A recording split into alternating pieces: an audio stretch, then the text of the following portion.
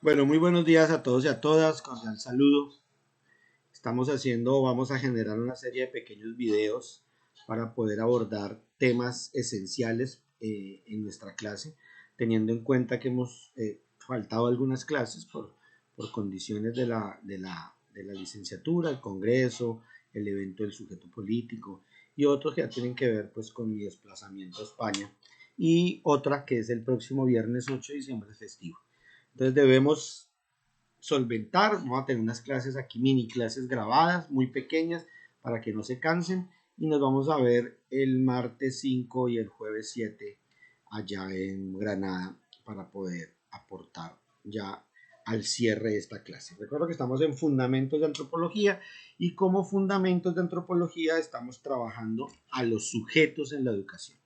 Vinimos haciendo un recorrido y empezamos desde el yo, empezamos a entender esa necesidad de conocer a los sujetos, empezamos conociéndolos a ustedes como futuros maestros, a esa relación que ustedes tienen con el territorio, a esa relación que ustedes tienen con su familia, con su consanguinidad, con el ser maestros y con la posibilidad que tenemos de ser maestros en la educación rural y en la educación campesina.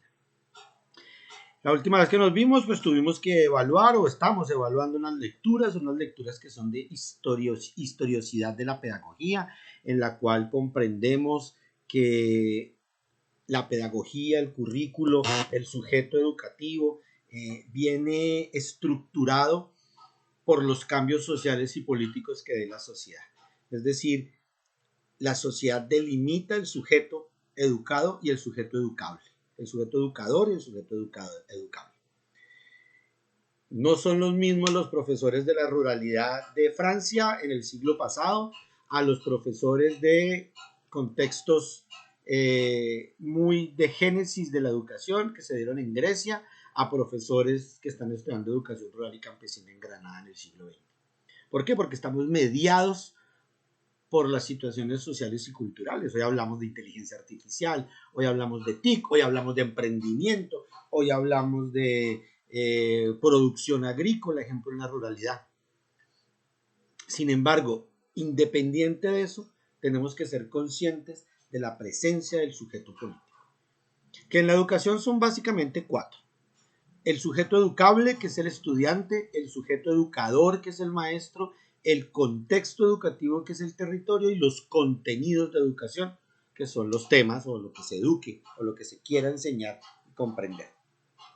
En ese sentido, pues lo mismo hemos venido viendo como a través de la historia, desde Grecia hasta terminamos siglo XVIII en la evaluación de las lecturas, vamos encontrando un sujeto educativo diferente, el maestro pasa de ser un intelectual, a un guía, a un acompañante, a un maestro, a un docente, y va evolucionando según las necesidades que tiene el contexto. Lo mismo el estudiante deja de ser un aprendiz para pasar a ser un alumno, un estudiante, un par, una persona, un ser humano. Y a medida que se va configurando, pues entonces la educación va mirando cuáles son esas didácticas, cuáles son esas formas de educar, cuáles son esos momentos de educación, como lo veíamos con Piaget, como lo veíamos con Rousseau, como lo veíamos con los diferentes autores que alcanzamos a ver. Ya después que nos veamos, pues seguimos con la evaluación de estos sujetos pedagógicos a través de la historiosidad, es decir, después evaluaremos a los otros grupos o al resto de los grupos que no han comentado su lectura.